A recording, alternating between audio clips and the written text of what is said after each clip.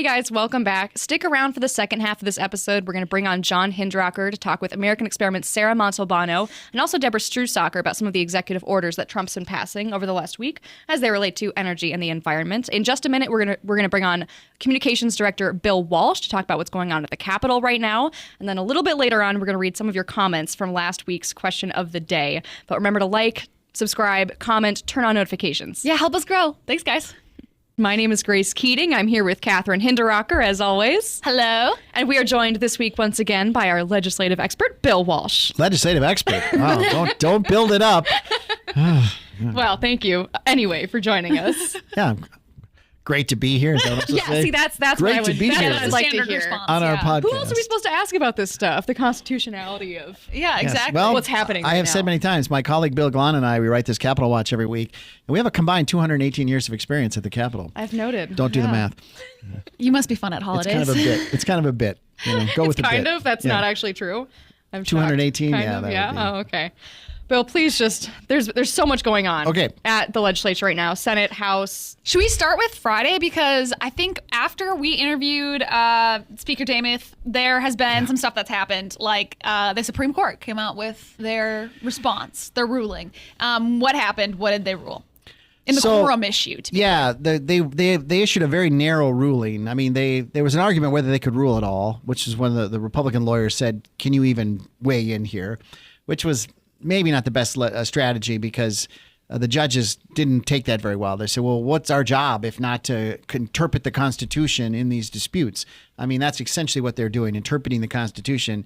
And usually the Supreme Court is the body that interprets the Constitution. So they kind of rejected that argument. But they also didn't want to weigh in too much because there's a real separation of powers issue going on between the legislative branch and the judicial branch. I mean, if you didn't pay attention in high school civics, you know, then shame on you, because this is high school civics unfolding in front of us, constitutional powers and power and everything. So they ruled very narrowly that quorum essentially is 68 of the 134 It's chairs. seats. It's chairs. So it's based on number of seats, not number of members. Not number of people that actually showed up. That was the big argument. Is it the 134 because that's how many seats are allotted, Yeah. or is it 133 because that's how many people showed up ready to serve with an election certificate? They said seats, so 68 is quorum. They didn't really. They basically said we're going to issue that ruling, and we're just going to assume that y'all are going to figure it out just based on that. So they were asked to rule on other things, even in the brief or the petition that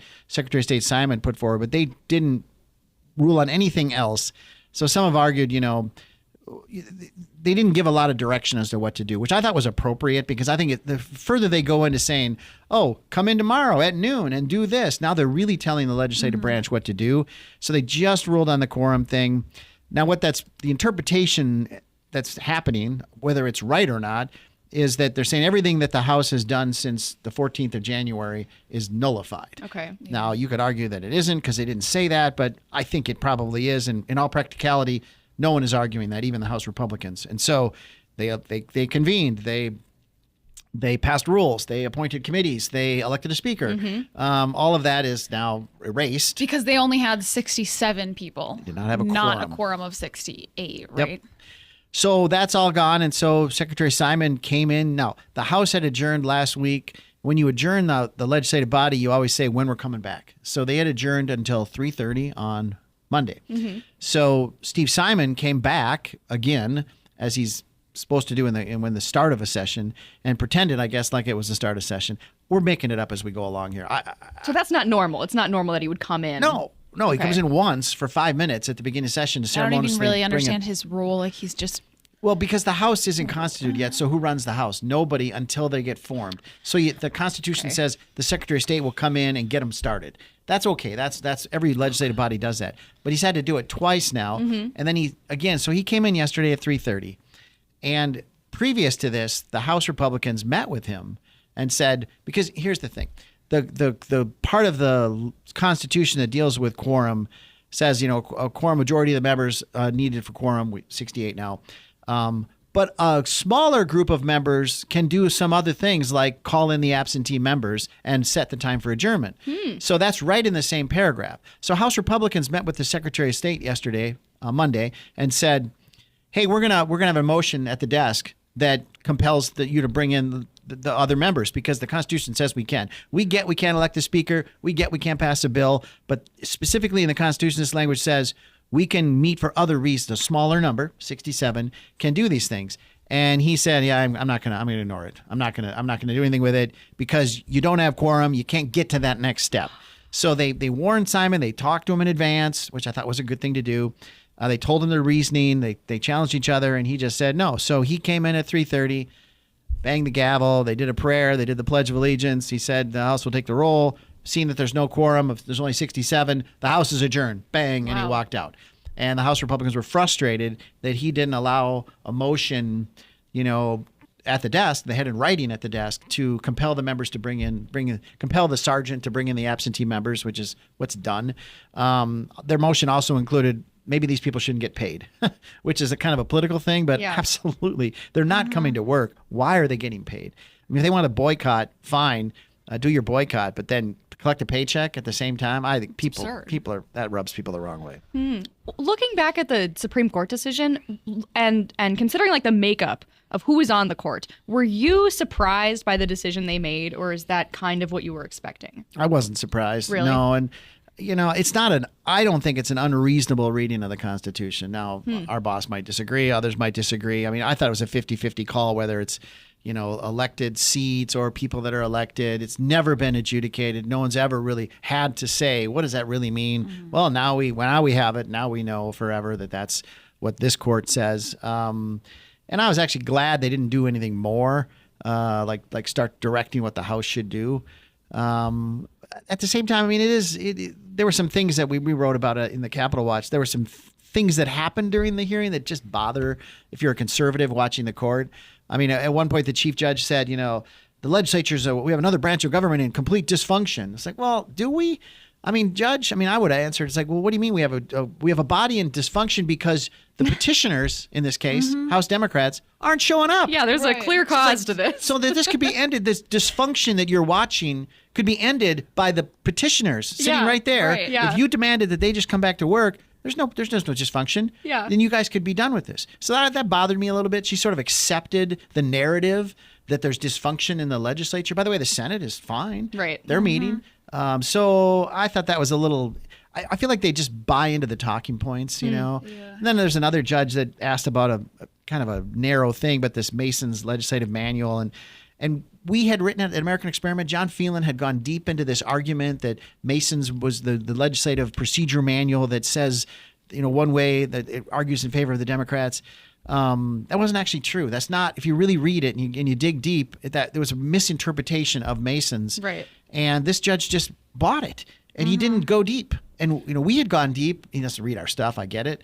But he reads something. He was reading somebody's stuff. Yeah. And he got it wrong. And he accepted whatever the Democrats gave him as the truth, no matter what. That didn't seem to be, what are you going to look into the context of that citation? Go and figure out what they pulled that from and read about it? No. I don't know if that was because of the speed at which they moved things. But to not have a full understanding and to just accept what one side says as the fact without double checking it seems pretty bad. I thought it was bad, and I thought the Republican lawyers should have said something, but they weren't quick enough. And it's hard, I know, to be quick that way. But what was I going to say? Don't they have law clerks? That was the other thing I was saying. Doesn't that Supreme Court justices? That's like the don't law they have clerk's law job. clerks to like really dig into the briefs? I just assume that's what a law clerk does. I don't know. They check the citations, I think, and they make sure that everything's cited correctly in its context. That's like a core function of a law clerk, as I understand. That's a great point. Like, why are we the only ones who went deep on the Mason's manual issue? Isn't that your job? Yeah, they should have been more prepared. And then the third little one that was, and this is minor, but another justice was talking about, this legislative district 40B that's kind of caused this whole problem with the guy that didn't live in his district and has been thrown out and we got to go back. And she's just kind of talking and she says, it's like legislative 40B. I'm not sure what's the district number. And then she says, oh, it's Jamie Becker Finn's seat.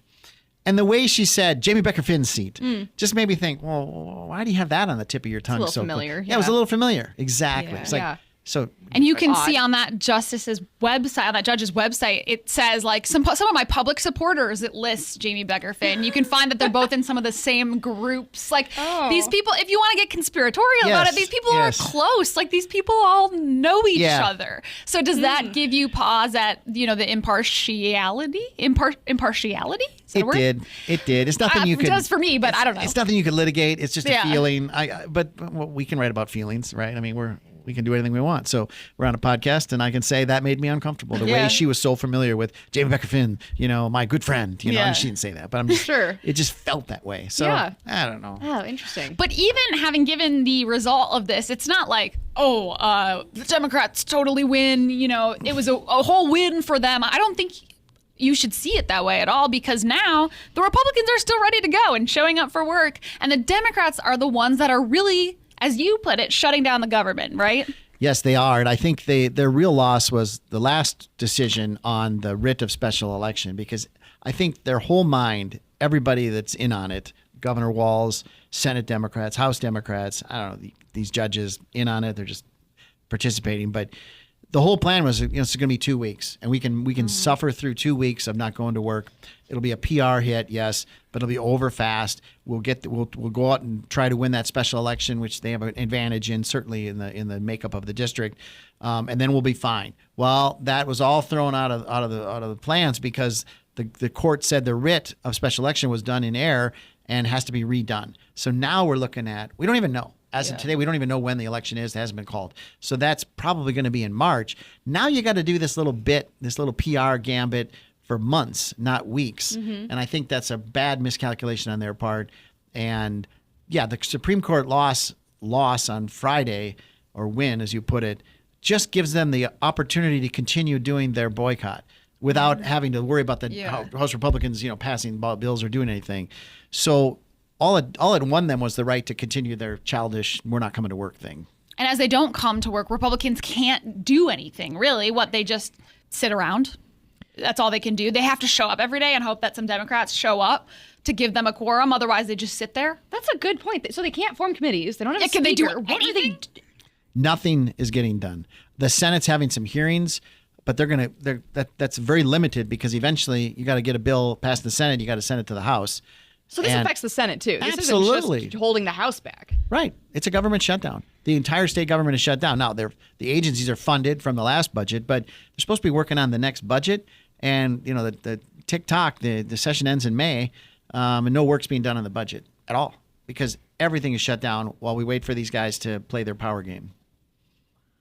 So what's the timing on the new writ of special election? Do we know at all, or when can Walsh call that? We can guess. He hasn't said anything, given very little information. So the interpretation, I believe, just guessing, because we're just making this up right now, the law says you can, when a vacancy occurs because of a special election, a special contest, a contest, which it was, then the writ should be issued 22 days after the beginning of the legislative session. It doesn't say the beginning of the House or Senate. It says beginning of the legislative session. So 22 days after. Now, the legislative session started, you could argue, on January 14th. The Senate came in and convened. So the legislative session began. Now, the House still can't convene. But I think if you're Governor Walsh, I'm assuming he's banking on the fact that the legislative session began on the 14th. You go 22 days ahead. I think that gets you to February 5th, which is next Wednesday. Then he'll issue the writ. So he issues the writ on the 5th. The election has to occur within 35 days, because we're in session right now. They want to get a member in the seat, because they would be making votes if the Democrats were showing up. So you're looking at probably Tuesday, March 11th. We're just guessing now, because he hasn't indicated what he's doing at all. And he hasn't issued the writ, obviously. So all eyes on Walsh on Wednesday, February 5th. The writ comes out. My guess is it'll be March 11th. That's a Tuesday. Then they have to certify the election. The local canvassing board has to meet. Okay, so now you're looking at the person probably showing up, whoever wins that seat, on March 17th. And they're just planning on not coming in until they have that seat filled? I guess. Their game plan? Their game plan is that, because if they come in at any time before, again, assuming they win, I think that's a whole other thing we should talk about, but assuming they win that seat, they come in before that, it's 67 to 66 Republicans, and the Republicans can take advantage of that. Mm-hmm. And why not? And elect a speaker. And they can take advantage of it because the Democrats cheated. They cheated. Yes. It needs to be said every time. Sorry. It needs to be said every time. It's infuriating. Yeah. They cheated, and now this is the result. They have to still do their jobs. They think, no, we'll just hold off so that we don't have to give up any power. It's disgusting. They are not doing their jobs. You need to go figure out who your representative is, and if it's one of these Democrats who's not doing their job, they need to be voted out immediately. It's disgusting. It's infuriating. Yep. They have no reason not to come in except power. Yeah. Yes. We can't come in because then we'll lose our power. I've been reading email responses that our people have been getting back because we're doing this campaign to get people to email their legislators. And one of them just basically said, well, if we come in early and then they get the speaker, then my bills won't get heard and my agenda won't get done. I was like, well, okay, Too bad. but that's what happened. It was 67, 66 because your team cheated. You got to suffer the consequences of that. Gosh, I mean, that's what it is. It's just the entitlement and the arrogance of thinking that your party can cheat and you don't have to suffer the consequences of that. You're right. It's so infuriating. And then it's the audacity to go to the media and be like, well, this is a Republican power grab. Yes. Oh, We're seeing some gaslight. Who? Yeah. And everyone just picks up on it and agrees. It's insane. It's like you're living in another world. It drives me freaking nuts. We elect these people to represent our little areas. You look at your little area that they're supposed to show up and represent. And mind you, last year, they argued, the Democrats, that the legislative session should be the entire year long. They said, we don't have enough time. We need to do so much more. It needs to be longer. Well, this year, they're like, forget that. We're just going to chill and not do anything. We need power. For months. Yeah, and there's some key dates coming up. I mean, there's the governor has already put out his budget. Again, it's budget year. Yeah. We'll get the February forecast at the end of February. Okay. So early March, end of February, first day of March, you'll get the updated budget numbers that the budget will be based on. Okay. And so if Democrats are not in session, they're going to go the whole month of February not coming in.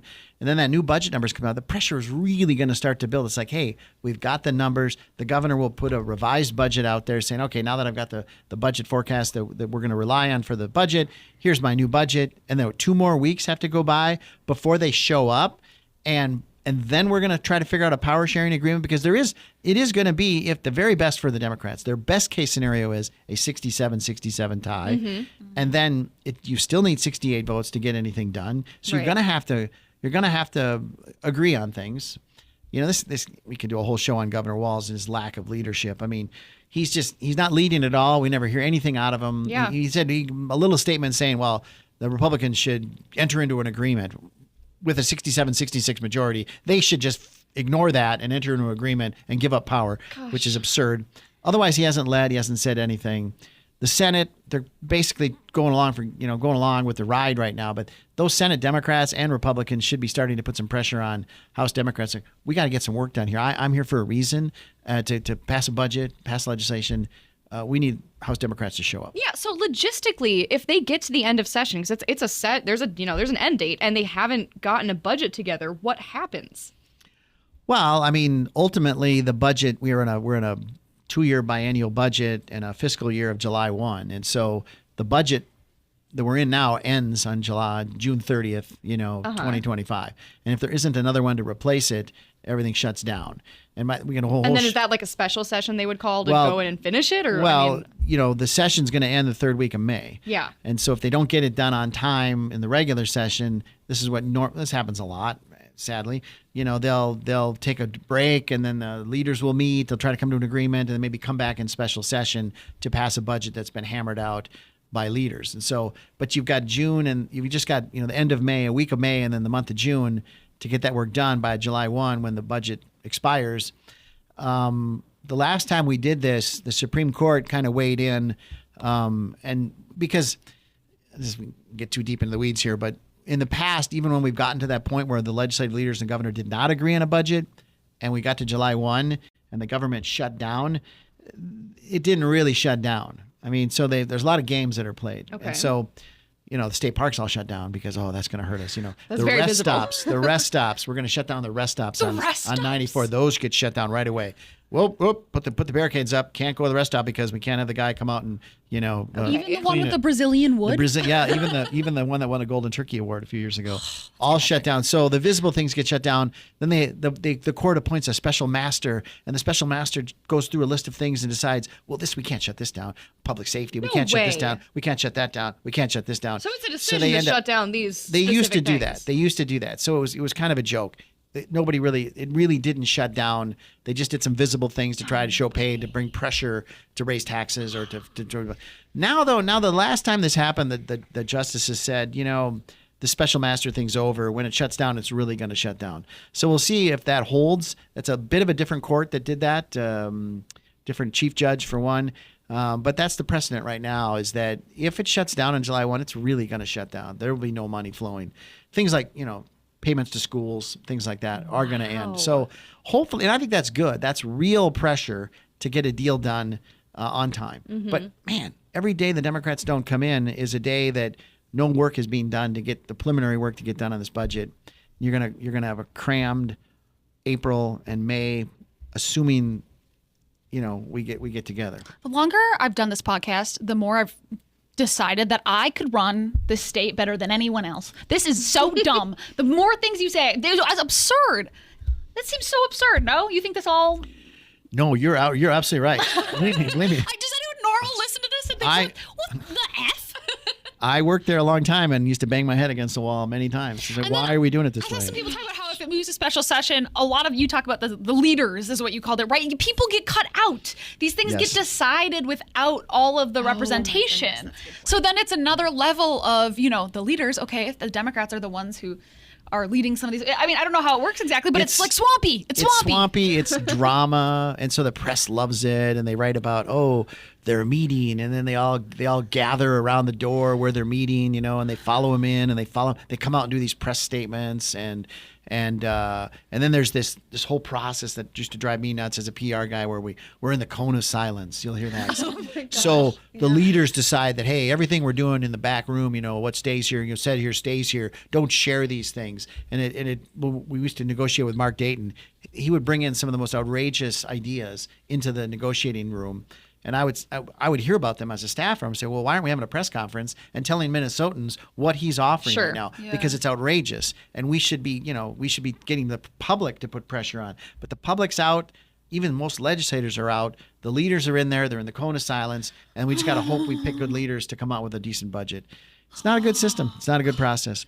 I hate it. And it's not it's just transparent. Like the egos of these people who most people in the state could not name at any given point. Would not Speaker recognize. of the Minnesota House. But the ego on these politicians is so huge that it drives me insane. Okay, last thing, on the Senate, there is something going on, right? With the robber.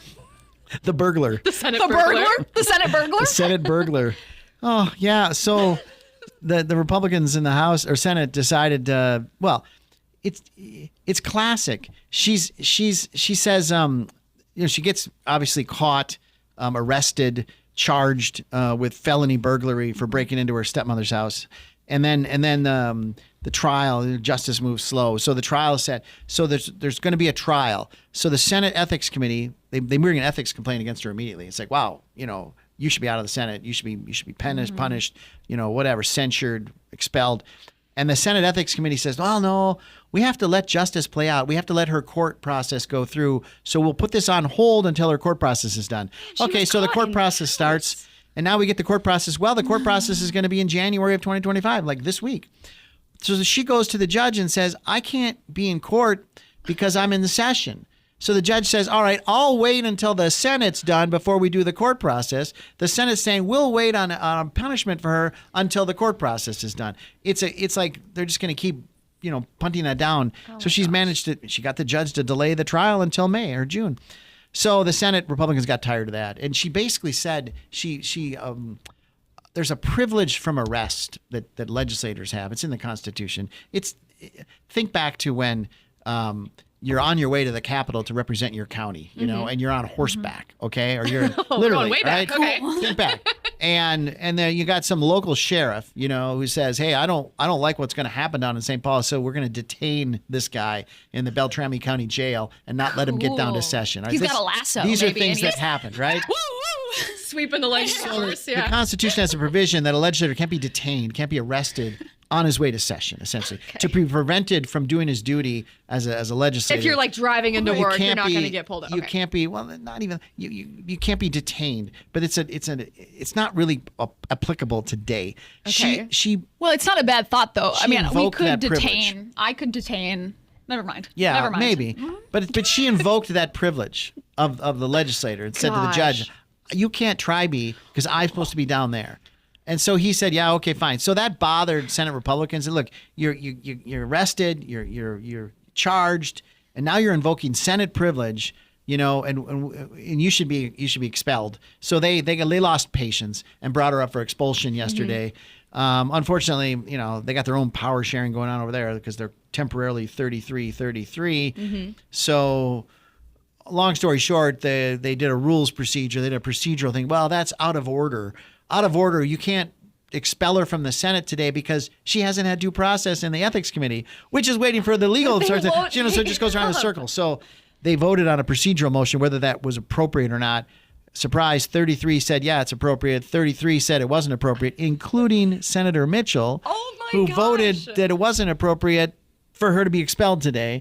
So, I mean, That's give me a just break. disgusting. Have some integrity. I'm so frustrated that she hasn't resigned by this point. If I was caught breaking into someone's house, I was arrested, I would resign out of shame and like respect for the institution that I'm a part of. I'm not surprised, but seriously, it is so frustrating. And several of her colleagues in the Senate, Democrats, have said she should resign. Yes. And yesterday they voted for the rule to say we can't kick her out because she's under due process. Line. So yeah. No consistency there, and we can't expect consistency of thought out of these legislators. Well, everything in Minnesota is a little bit depressing, I feel, right now. But on the other hand, you can hop on X and you can see practically live video of Dr. Phil on the streets grilling illegal immigrants. This is have you seen this yet, Grace? Oh my gosh. You have to go watch it. Maybe we'll link it down below. Dr. Phil is out on the streets of Chicago with, is it Tom Homan? Tom Homan. He's our new border czar, and they are rounding up these horrible criminals that are here illegally and sending them back to where they came from. Why is Dr. Phil involved? No, I don't know. I have no idea. But Dr. Phil is there, and he's asking questions. And it's so good. So, if you need, I literally don't know. I don't know why he was there. Do you know? Well, it's PR. I mean, so he's doing he's got some TV show just right good now. comms. Oh, He's got some TV show, so it's an episode Okay. of his TV show that he got to be embedded with the ICE guys, and Tom Homan came along. Oh. And so I think from Homan's perspective, it's like get a lot of publicity for these raids because we want people to know what we're doing. We want even criminals to know what we're doing. We're coming for you. We want to know promises made, promises kept. Kristi Noem, the new Homeland Security Secretary, was out on a raid this morning as well, doing the briefing with the team as they went out. I mean, it's a little bit of show, but the point is just saying we're coming and we're doing this. Yeah. That's actually smart too, because on the other side you have Selena Gomez crying and things like that, saying people are going after my people. These are not your people. Hopefully, these are child. Bad guys. Bad guys. Yeah. These are not good people. So hopefully, that is actually good PR to show, look, the people we're sending back at this point in time are the worst of the worst, and they should not be in our country. So go watch that if you need your spirits lifted a little bit. Yeah, and if you want Minnesota spirits lifted, watch former Governor Tim Pawlenty on CNN yesterday, I think. And people on Twitter call MAGA Pawlenty. I mean, he was defending the president and this immigration question and arguing with the CNN folks about it, just kind of laying it out as we've heard. It's like the first list is criminals and bad guys, and Governor Pawlenty just really went after it and said, these are the guys we're taking out. Then there's a list of 1.2 million people that have already been through a legal process, had due process, and have been determined to be shipped out of the country. That's the determination. We can fix them, and then we might get to rank and file illegal immigrants that are in our communities. Sure. But we're a long way from that, and we got to get through a lot of people, a lot of bad people that we should get rid of before we even get there. So I would say to Selena Gomez, just relax. If you're worried about people, the bad guys are first. Yeah. Well, you guys, thank you so much for joining us this week. We're going to kick it over now to John Hinderaker talking with our own Sarah Montalbano and then Debra Struhsacker about some of the executive orders that Trump's been kicking out over the last week or so as they relate to energy and environment. So thanks again for tuning in. Okay, guys, we are going to read some of your comment responses from last week's question of the day, which was, what bill would you pass? Yeah, if you could pass any bill, we were thinking was all Republicans, going to work right now. If you could do anything you wanted and pass any bill, what would it be? Okay. So the first response here we have is from John. The first bill I would like to see is a universal school choice bill, similar to that in Arizona. Oh, yes. That is a really good idea comment. and something we've worked on here a lot. Years. But just looking at some of the data that I've seen from, especially Heritage Foundation has done state by state, like in Arizona, how well things have gone after that program. That's a great option. Yeah, it's also incredible, like how much how bipartisan support there is for school really choice is, and ESAs. yeah. Like I think it's a majority of Democrats in Minnesota now finally support school choice. It's such a common sense policy. It would be great if it got passed this session. Another one we have here, Rosso Boy. They should introduce a bill to split our electoral votes by, say, 6 and 4, so the 73 other counties have some say. Ooh, interesting. Yeah, so I think, like, who does this? Nebraska and Maine? Yeah, Maine. Thank you, Isaac. That would be interesting. I don't know I know nothing about this. Like, what are the benefits? What are the downsides?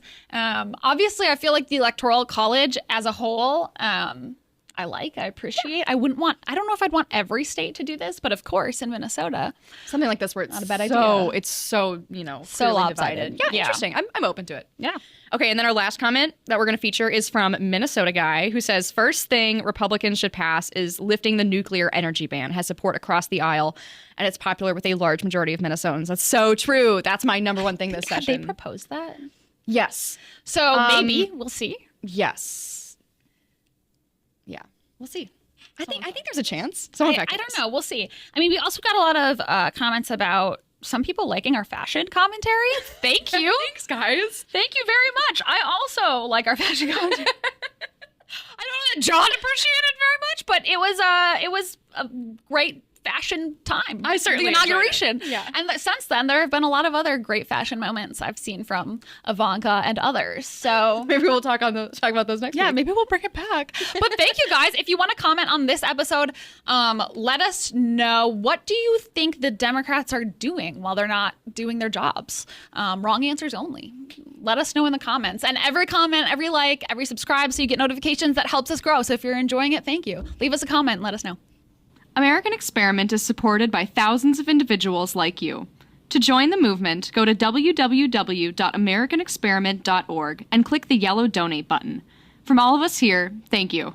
Welcome, everybody. John Hinderaker here on the American Experiment podcast. I am joined in studio by policy fellow Sarah Montalbano, and remotely by Debbie Struhsacker, world-famous mining expert, co-author of a recent paper for American Experiment on energy and mining. So thanks for being on the podcast. So as we all know, Donald Trump has unleashed a blizzard of executive orders. They were obviously prepared well in advance, ready to go. He sat down on a stage at a desk his first day in office and started signing orders. And a lot of orders have been getting attention, but some of the most important ones deal with the field of energy. And that's what we're going to talk about today. And Trump has issued two main executive orders, presidential orders dealing with energy, and then several smaller ones. We're going to try to get to those two if we have time. But let's just jump in. The longest of the orders that he issued and the broadest is titled Unleashing American Energy. And it's got a lot of elements, a lot of components. Debbie, when you look through this executive order, what jumps out at you as some of the main features of the order? Well, John, first of all, I have to tell you, I was so impressed with the scope of the order, how comprehensive it is, and the detailed understanding of the really fairly perilous situation we're in right now regarding our the reliability of our electricity grid and the minerals crisis that we're in, because we are so reliant on foreign sources of key critical minerals. So this executive order, I think, does an exceptional job of defining energy very broadly to also include minerals, critical minerals, and focuses on the steps that need to be taken to make sure that we gain energy dominance, recognizing that we also have to have mineral dominance in order to have energy dominance, because energy and minerals are joined at the hip, which this EO really recognizes. And this EO also recognizes that we have a broken permitting process that is impeding all aspects of energy, including the development, permitting, and building of transmission lines, and that unless we solve that permitting process, we can never gain energy dominance or mineral dominance. So this EO sets out brilliantly to solve all of those problems. So if you look at the statement of policy, for example, it's stirring. This is not just dry bureaucratic language. The order says it is the policy of the United States to encourage energy exploration and production on federal lands and waters, including the Outer Continental Shelf. And it's our policy to establish our position as the leading producer and processor of non-fuel minerals, including rare earth minerals, to your point. And it goes on and on. And mostly the content of the order is direction to federal executive branch agencies to issue new rules or revoke old rules and to try to achieve these broad policy goals. And so what are some of the main areas, where these agencies are now going to be going to work? Well, I think one of the most stellar aspects of this EO is with respect to NEPA, the National Environmental Policy Act. And there are provisions in this executive order that basically rescind the NEPA regulations. And NEPA is the rate limiting factor in developing almost anything in this country. It is a long drawn out process, as I'm sure many of the listeners know.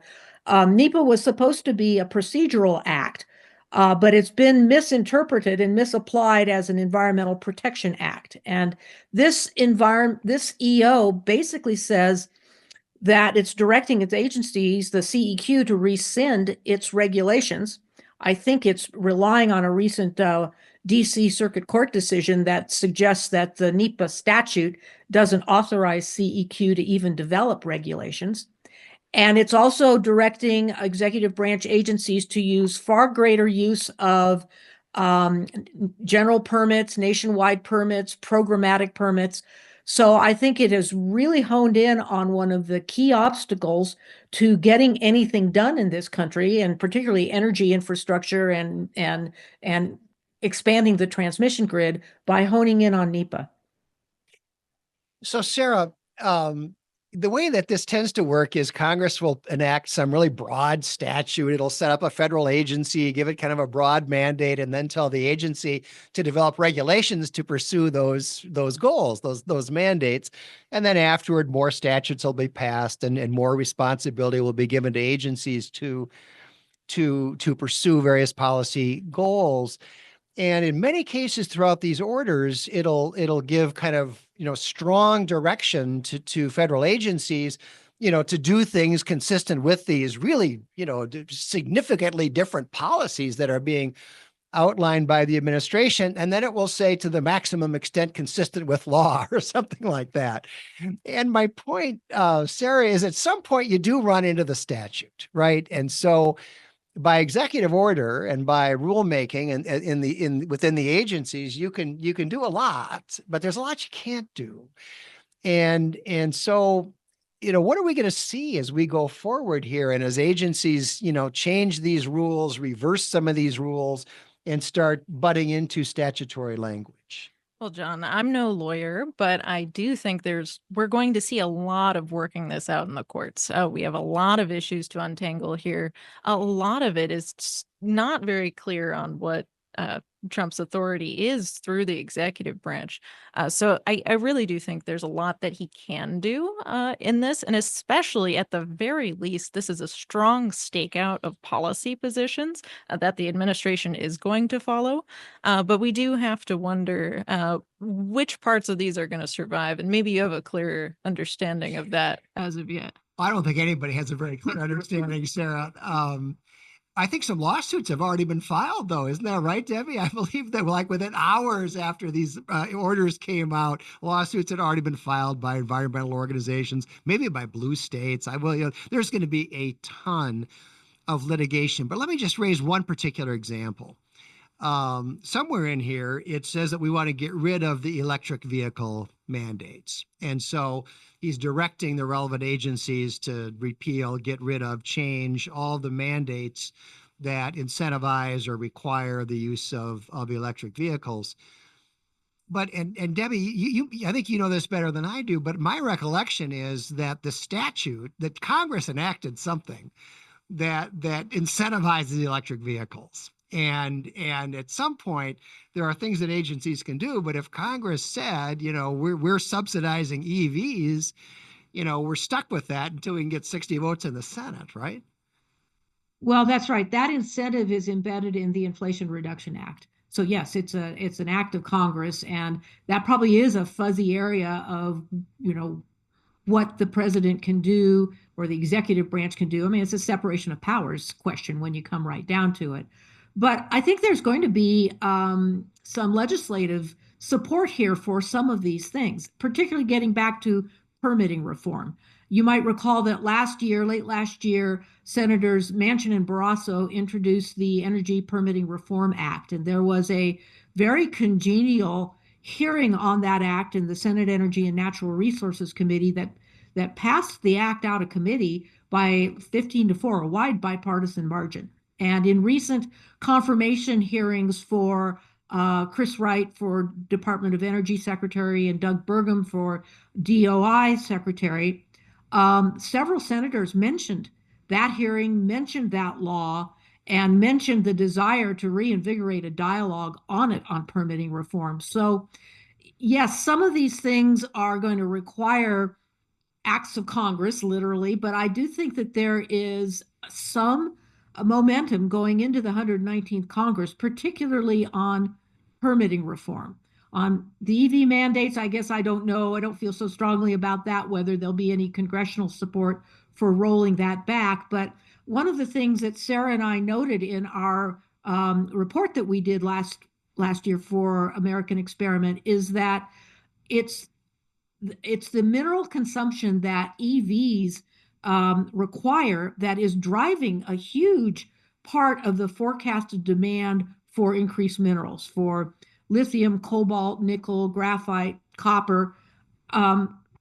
Internal combustion engine vehicles don't require as many minerals by a long shot. In fact, they don't really use lithium, cobalt, manganese, or graphite at all, whereas EVs do. So there's justification for slowing that mandate down or removing it as a mandate and returning it. I mean, my preference was just return it to a market decision. If people want EVs, great.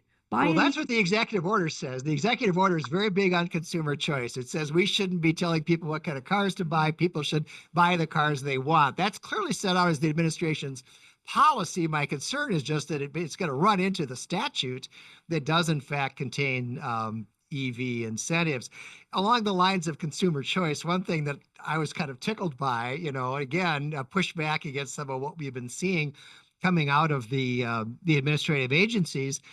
One of the policies of the administration set forth in this order is to safeguard the American people's freedom to choose from a variety of goods and appliances, including but not limited to light bulbs, dishwashers, washing machines, gas stoves, water heaters, toilets, and shower heads. So no more of this, the government telling you what kind of appliances you got to buy. And by the way, mandating less effective appliances. And again, we'll see how much of that they can actually bring about. Mm-hmm. So I want to go back to the point that I think you started with, Debbie, and just emphasize it once more, because it is really one of the key things coming out in both of these major orders, and that is the importance of minerals. You two, Debbie and Sarah, co-authored a paper that we released a couple months ago now, I guess, called Mission Impossible. which is really kind of an energy paper masquerading as a mining paper, is how I've described it. Because what it does is it looks at if we're actually going to do these green things, that people keep saying we're going to do, net zero by 2040 or 2050, whatever. What's that going to take? What are the logistics of that? And the answer is that it would take quantities of raw materials, minerals of various kinds that don't exist, are not going to exist in anything remotely like that framework, like that time frame. And it would take permitting reform, because at the rate we get things done in America, it'd be a millennium before all this kind of stuff that they're talking about doing could be permitted and carried out. And I get the feeling, Debbie, reading these reports, I think that Trump and his people have been reading your paper, because a lot of this is coming straight out of the work that you did. They understand the importance of minerals to energy. They absolutely do, by explicitly including minerals in the definition of energy. So energy is just telegraphs, the broader phase, energy and minerals. It's spectacular how they have recognized that. And when I first read through the both of those EOs, I was just thrilled that we've got such a talented group of people working with and for the president to develop these really great new policies. And this is so knowledgeable compared to what has gone before. It's fun, frankly, just to read these orders. Well, let's move on to the second main order. And this is the declaration of a national energy emergency. And this is super interesting in several ways. But to follow up on your point, Debbie, I love this, right? This is the definition in the Declaration of National Emergency, the term energy or energy resources. And it defines it to mean crude oil, natural gas liquids, refined petroleum products, uranium, coal, biofuels, etc., but not including either wind or solar. Neither of them is included in the definition of energy, but continuing on, and critical minerals as defined in federal statutes. So, as you say, Debbie, it's really a bold declaration that energy includes fossil fuels, nuclear, et cetera. It includes critical minerals, but oh, by the way, no mention of wind or solar. No, and it definitely includes coal. Coal has been the bad boy for the last, more than the last 4 years, and it's good for us to have a understanding and conversation about the important role that coal still needs to play in our society, not just for generating energy, but for being the heat energy source for absolutely essential manufacturing processes to make steel, cement, fertilizers, and other things. So this is all of the above energy strategy, and that's such a step in the right direction, so that we're not picking winners and losers anymore. So, Sarah, one of the things that people have pointed out the irony of, Debbie mentions manufacturing facilities powered by coal. Well, of course, in China, where they manufacture the bulk of the world's solar panels and wind turbines, they do that in factories that run on coal, right? So that's a basic irony that people have long pointed out. So we've got now declared a national energy emergency. So what does that mean? What follows from the fact that it's an emergency? Well, I think the understanding of this term, the energy emergency, is that it unlocks a lot of emergency powers for the president. And what the text of these orders really seem to do is direct agencies to do such things. And what I find really compelling about them is that there's a large focus on national security as far as the critical minerals aspect goes. There's a couple of agencies who have to, give reports in 60 days about the national security implications of our reliance on foreign sources of critical minerals, which I just think is super encouraging, especially in light of things that we've talked about in Mission Impossible, where China's cutting off supplies of germanium, gallium, other critical minerals for our economy, and not just this electric vehicle, clean energy mandate. Like this is about the economy. This is about technology and national security too. So You one of know, the if things I that, could just jump in, I see the emergency as twofold. I mean, Sarah's just talked about the minerals emergency, the mineral crisis, and we truly are, because we are so reliant on foreign adversaries for key minerals. That is a national security threat. But we've also allowed, under the previous administration's policies, the erosion of the reliability of our electricity grid by forcing the substitution of wind and solar, weather dependent, intermittent energy sources for what had been 24/7 dispatchable coal and natural gas, and of course throw nuclear in there as well, energy sources. And having an unreliable energy grid and having insufficient energy supplies is also a national emergency. it absolutely is. And we've seen blackouts here in Minnesota. We're going to see more blackouts because of the unreliable electric grid. So this emergency order, one of the things that it does in very broad terms, it directs all the agencies of the federal government to identify and exercise any lawful emergency authorities available to them, as well as all other lawful authorities that they may possess to facilitate the identification, leasing, siting, production, transportation, refining, and generation of domestic energy resources. So I don't have any idea what emergency powers could be lurking, or other powers could be lurking in the statutes that these various agencies operate under, that maybe people can now be going through, combing, looking for emergency powers that they can bring to bear. Do you two have any better sense than I do of what's that going to mean? How are we going to see that play out? I think people are going to have to roll up their sleeves and go back to the statutes and look for clauses that have emergency measures in them. I mean, one of the first things I'm going to do, you just sparked a question in my mind, John, is does NEPA include any kind of emergency exemption? Or maybe that's something Congress could consider. Yeah. Yeah. Yeah. I think a lot of us might be surprised at some of the things that start coming out of agencies as they discover emergency powers that maybe they can bring to bear to actually get some of this energy production done that we have been talking about for a long time. You know, Here's another one. There could be boilerplate emergency language in a lot of statutes that Yeah. maybe could be really powerful right now. Now, here's a specific one, and I don't know a thing about this. I don't know if you do or not, but let me just run it by you. The order says that agencies are directed to use, to the fullest extent possible and consistent with applicable law, the Emergency Army Corps permitting provisions to facilitate the nation's energy supply. Does anybody know what does that mean? What are the Emergency Army Corps permitting provisions? It sounds like if you're talking about the Army Corps of Engineers, if they're brought to bear in some way, they've got special emergency provisions that the Trump people believe can be brought to bear to facilitate energy development. We should all take a close look at that. And I was unclear whether that provision was focusing on the Army Corps 404 permitting program, or whether it is broader than that. But that's I think, an important thing to look at. Now, here's another one in this order.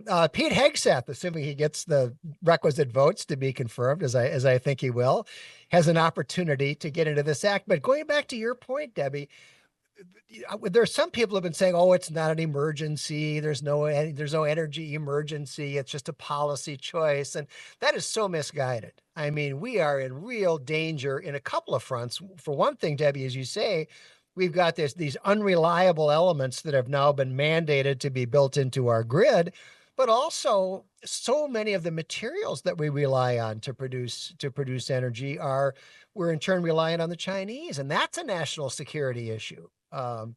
So the idea that this is an emergency, I think, is very well founded. And there's a national defense component to this, and that's made explicit in the emergency order, because it says that the Secretary of Defense shall conduct an assessment of the Department of Defense's ability to acquire and transport the energy, electricity, or fuels needed to protect the homeland and to conduct operations abroad, and within 60 days submit an assessment.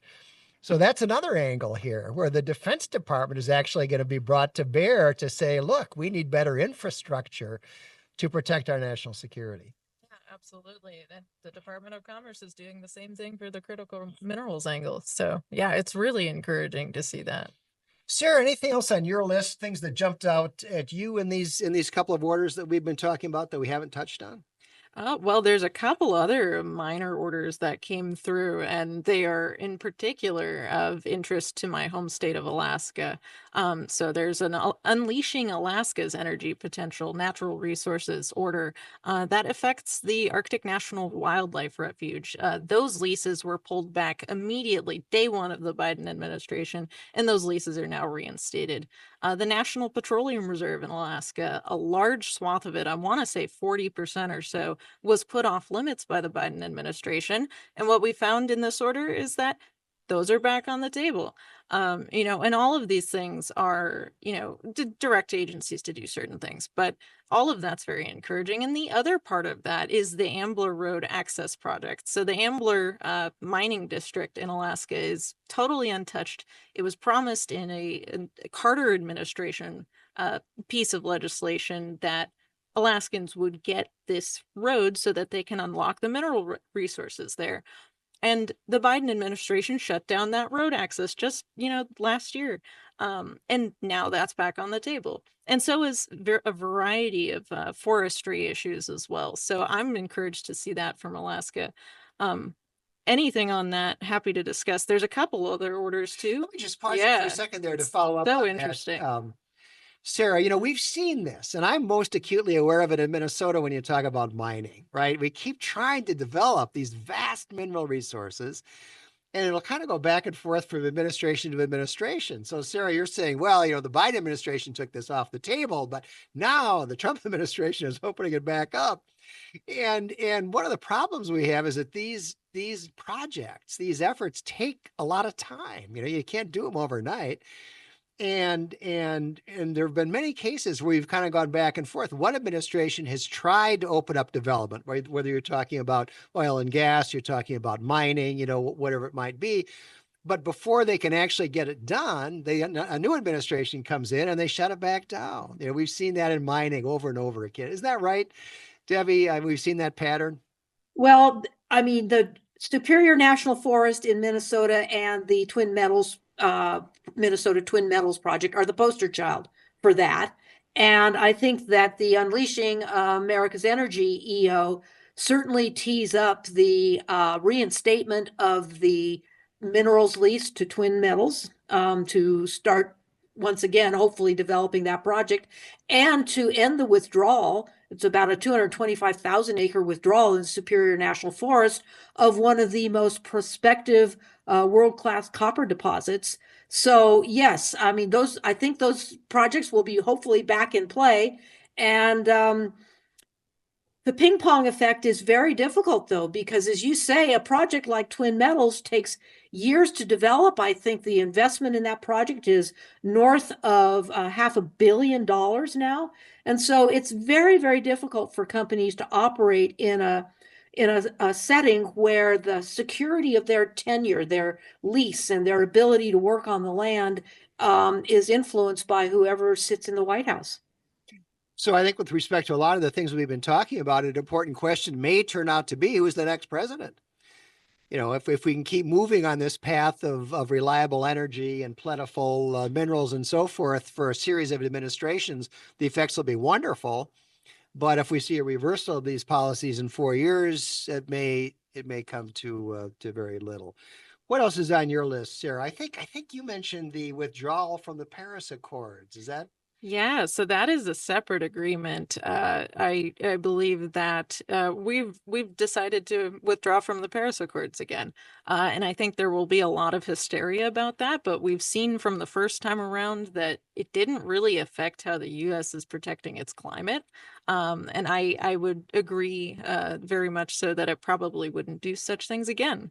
Another thing, this one's a memorandum and not an executive order, that I find really promising is an immediate pause to offshore wind leases. And that is going to be really influential because the evidence is mounting that we have environmental effects from that too.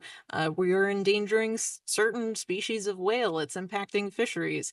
And that's on top of it being a really expensive and unreliable intermittent source of energy. So that was another thing that I noticed on my list. And just getting back to some of the just prior energy leadership stuff that we've been doing is, we've unpaused the liquefied natural gas export ban in these orders. We're back to having offshore leasing for oil and gas on certain parts of the coast. I think it's really encouraging, and there's so much in here to unpack, but a couple of those things I think will be really influential. So to sum up, these orders are great. Number one, I mean, we're all going, yes, as we read them. They lay out the kind of policies America needs. We want cheap, abundant energy. We want control over our own vital resources, including those vital minerals. We want to unleash the productive capacities of the American people.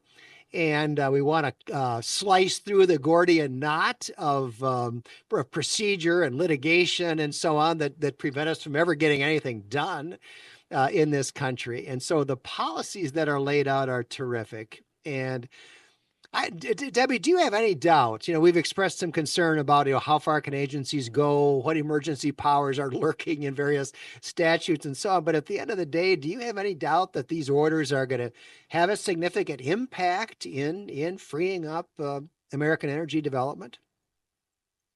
I don't, John. I am just so excited about these orders because they demonstrate such leadership and insight and offer potential solutions to get us out of the problems that we have right now that were largely created by the previous administration. So I think with that leadership, the American public is going to start understanding these issues better. And I think that is an important part to solving the problem more broadly. So we've been inculcated for the last 4 years about the existential climate crisis, and that has influenced people's thinking. I think now we're going to start talking about the energy and minerals crisis as it's threatening our national security and our economy, and that it's not a binary choice. It's not the climate or minerals and energy. It's not the environment or mining. We can do it all. I mean, we have the cleanest and safest mines in the world.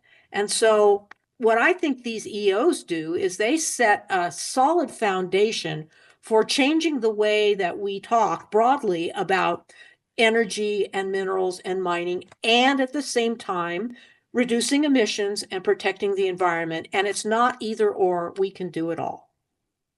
So one of the things we didn't really talk about, because I guess it's kind of obvious, but one of the things that Trump did in one of these orders is he just revoked like 13 or 14 executive orders that Joe Biden had promulgated during the last 4 years. Obviously, he could do that. If one president can order it, the next president can revoke it. Beyond that, there are going to be areas where statutes are going to come into play, and the agencies can only go so far in the direction that Trump wants them to go and we want them to go, and they'll bump into some statutory requirements. There's going to be a lot of litigation. As a guy who earned his living by doing litigation for 41 years, I know what that entails. We're going to see years of litigation. But my guess is at the end of the day, it's not going to be very successful. I mean, I think we're seeing a sea change in how not just the administration views some of these energy issues, mining issues, environmental issues, but I think the American people are catching on to the change in direction that we need here that's embodied in these executive orders. And so at the end of the day, I think we're going to look back and say that they were a real milestone in setting American policy in a better direction. So with that, let's end the podcast. Debbie, thank you so much for being with us. Sarah, great to have you. My pleasure.